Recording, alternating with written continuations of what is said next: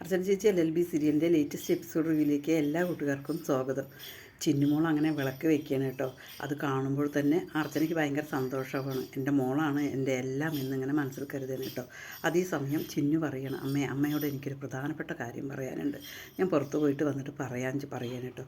അതേസമയം എന്താ മോളെ എന്ന് ചോദിക്കുമ്പോൾ JK അങ്കിൾ എഴുതാൻ തുടങ്ങി എന്ന് പറയും. ആഹാ, നല്ല കാര്യമാണല്ലോ, അങ്ങനെ എഴുതട്ടെ എന്നിങ്ങനെ അർച്ചന സന്തോഷത്തോടു കൂടി പറയാൻ കേട്ടോ. അത് എഴുതാനുള്ള പ്രചോദനം ആരാണെന്ന് അറിയോ?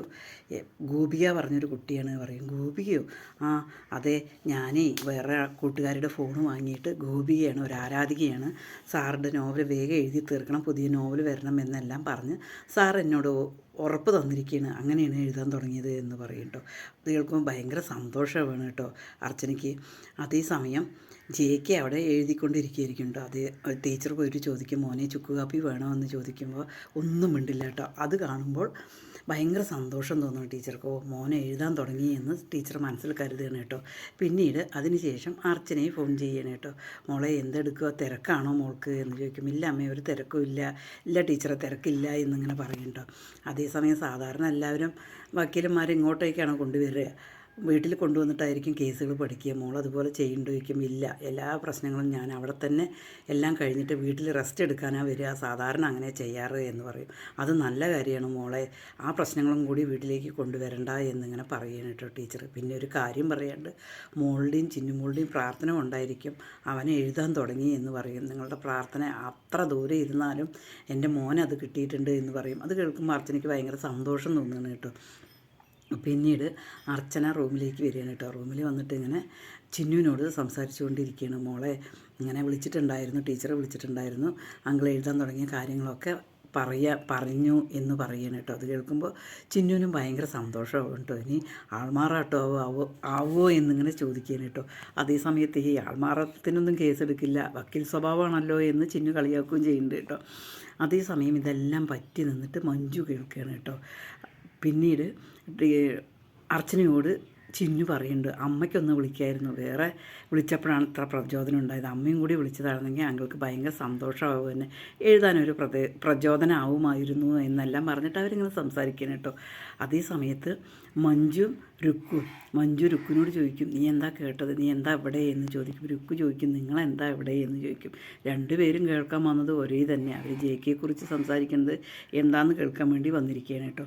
അതേ സമയത്ത് ടീച്ചർ അവിടെ ചുക്ക് കാപ്പിയൊക്കെ വെച്ചിട്ട് JKയുടെ റൂമിൽ പോവുകയാണ് കേട്ടോ. മോനെ അകത്തേക്ക് വരാൻ പറ്റുമോ എന്ന് ചോദിക്കും. പിന്നെന്താ അമ്മയ്ക്ക് മാത്രമേ അകത്തേക്ക് വരാൻ പറ്റുള്ളൂ, അമ്മ വരൂ എന്ന് പറഞ്ഞിട്ട് ടീച്ചർ പോയിട്ട് JKയുടെ അടുത്തിരുന്ന് സംസാരിക്കുകയാണ്. മോനെ, നീ എഴുതാൻ തുടങ്ങിയ കാര്യം ഞാൻ അർച്ചനയോടും ചിന്നുവിനോടും വിളിച്ച് പറഞ്ഞു എന്നിങ്ങനെ ചോദിക്കാൻ കേട്ടോ. അയ്യോ, അതെന്തിനാ അമ്മയെ പറഞ്ഞത് ചോദിച്ചു. നമ്മുടെ സന്തോഷങ്ങൾ നമ്മളെ സ്നേഹിക്കുന്നവരെ അറിയിക്കണ്ടേ, അത്ര തന്നെ ചെയ്തുള്ളൂ ഞാൻ എന്നിങ്ങനെ പറയാൻ കേട്ടോ. അതേസമയം ശില്പ ഫോൺ എടുത്തിട്ട് SI സാർ ഉറങ്ങിയിട്ടുണ്ടാവുമോ എന്ന് കരുതിയിട്ട് അച്ചുവിന് ഫോൺ ചെയ്യണം കേട്ടോ. ഹലോ, ഞാനാണ്, ശില്പയാണ് എന്ന് പറയണം കേട്ടോ. നിങ്ങളെന്നെ രക്ഷിച്ചില്ലേ, ആ ശില്പയാണ് ഞാൻ എന്ന് പറയണം.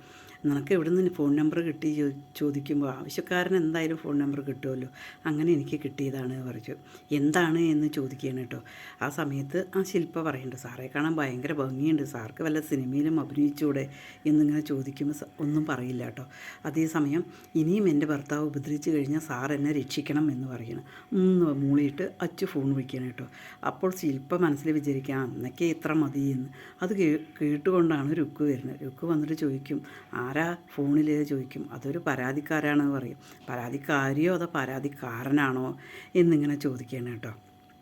അച്ചു അതിനൊന്നും മറുപടി പറയില്ല. പിന്നീട് വിജയശങ്കർ കേസ് പഠിച്ചുകൊണ്ടിരിക്കുകയാണ്, പഴയൊരു കേസ് പഠിച്ചുകൊണ്ടിരിക്കുകയാണ് കേട്ടോ. ഇടയ്ക്കിടയ്ക്ക് വന്നിട്ട് ചന്ദ്ര വന്ന് വിജയശങ്കറെ നോക്കിയിട്ട് പോകുന്നുണ്ട്.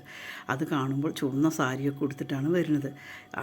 ആര്യ അങ്ങോട്ടേക്ക് വന്നിട്ട് ചോദിക്കുക, എന്താ അമ്മേ ചുവപ്പ് സാരിയിലാണല്ലേ, എന്താ വ്രതമാണോ ചോദിക്കുക. അതെ, വ്രതമാണ്, എനിക്ക് ഇന്ന് രാത്രിയൊക്കെ വ്രതമാണ്, ഞാനൊരു ഭദ്രകാളിയാവാൻ പോവുകയാണ് എന്ന് പറയണം കേട്ടോ. എന്നിട്ട് ചുവന്ന പൊട്ടൊക്കെ വെക്കുകയാണ്. അർച്ചനാൻ്റിയെ തകർക്കാൻ വേണ്ടിയിട്ടാണോ, അത് വെറുതെയാണ് അമ്മേ എന്ന് ചോദിക്കുക. നീ ഇത്തിരി മിണ്ടാതിരിക്കുക എന്നിങ്ങനെ പറയണം കേട്ടോ. അതേസമയം ചിന്നു അർച്ചനയും കിടന്നുറങ്ങിയിരിക്കണ്ടോ. ഉറങ്ങുന്ന സമയത്ത് ചിന്നു ചോദിക്കുന്നുണ്ട്, അമ്മേ അച്ഛനെ കുറിച്ചിട്ട് അമ്മയുടെ അഭിപ്രായം എന്താണ് എന്ന് ചോദിക്കാനായിട്ട്. ഉറങ്ങുമ്പോൾ മുകളിലേ ഉള്ളൂ കേട്ടോ അർച്ചന. അമ്മ ഉറങ്ങിയെന്ന് ചോദിച്ചിട്ടാണ്. എന്താ അഭിപ്രായം? ഞാനും അയാളായിട്ട് ഒരു ബന്ധമില്ല എന്ന് പറയുമ്പോൾ ചിന്നു പറയും, ഞാനുമായിട്ടൊരു കണക്ഷൻ ഉണ്ടല്ലോ എന്ന് പറയും. ആ കണക്ഷൻ മാത്രമേ ഉള്ളൂ. എന്നാൽ ഒരു കാര്യം ചെയ്യുക, അമ്മ ഒന്ന് അച്ഛനെ കുറിച്ചിട്ട് ഓർക്ക് എന്ന് പറയണം കേട്ടോ. അതേസമയം അർച്ചന ആലോചിക്കുകയാണ്, ആ ഒരു മഴയുള്ള രാത്രി 3 ആങ്ങളും കുഞ്ഞനിയന്മാരെ സ്നേഹിച്ചു എന്ന കുറ്റത്തിൽ അർച്ചന ആ മഴയുള്ള രാത്രി വിജയശങ്കർ പറഞ്ഞയക്കുന്നതാണ് അങ്ങനെ ഓർക്കുകയാണ് കേട്ടോ. അത് ഓർക്കും തോറും അർച്ചനയ്ക്ക് ദേഷ്യം വരികയാണ്. എന്നിട്ട് അത് ചിന്നുവിനോട് പറയുകയാണ് അർച്ചന.